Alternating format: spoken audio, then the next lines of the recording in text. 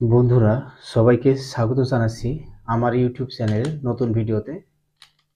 আপনারা যারা 3x3 রবিক্স cube solve করতে চান এবং পিরামিড কিউব সলভ করতে চান, অবশ্যই আপনাদের জন্য আজকের ভিডিওটা।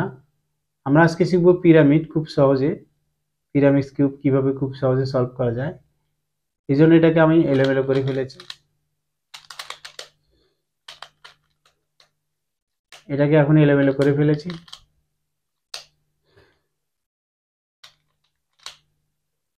আমরা প্রথম যে নিয়মটা জানবো, এই যে একটা কালার আছে, এখানে কোনো ইয়েলো কালার নেই।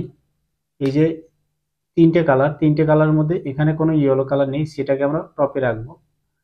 রাখার পর নিচে যে কালারগুলো আছে সেই কালারগুলো ইয়েলো কালার করে ফেলবো। সবগুলো কালার আমরা যেভাবে ঘুরাই, একটা ইয়েলো কালার চলে এসেছে। আবার এই পাশে নিয়ে একবার ঘুরাই, ইয়েলো কালার চলে এসেছে। এই পাশে নিয়ে আবার ঘুরাই, ইয়েলো কালারটা চলে এসেছে। তিনটে ইয়েলো কালার হয়ে গেছে।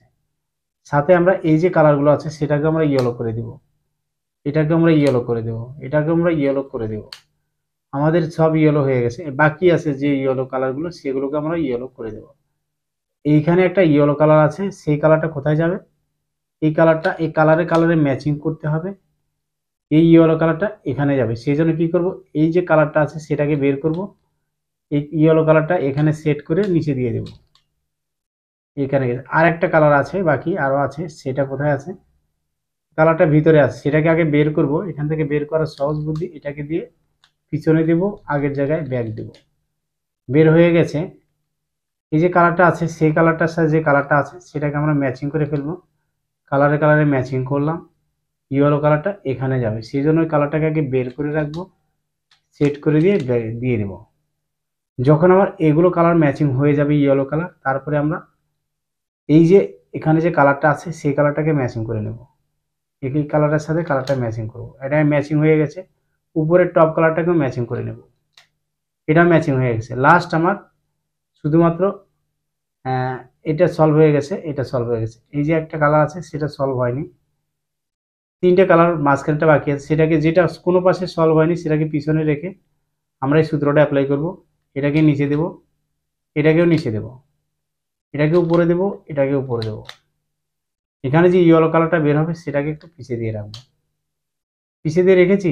এখন এই যে লেফট সাইডটাকে আবার ঘুরিয়ে দেব, ওই ইয়েলো কালারটাকে এখানে সেট করে দেব। সেট করে দিয়ে নিচের জায়গায় ফিরিয়ে দেব। আমার চলে এসেছে পুরাটা হেডলাইট। চতুর্পাশে হেডলাইটটা হচ্ছে শুধুমাত্র এটাকে ফিনিশিং দেব একবার, এটাকে উপরে দেবো, এটাকেও নিচে দেব।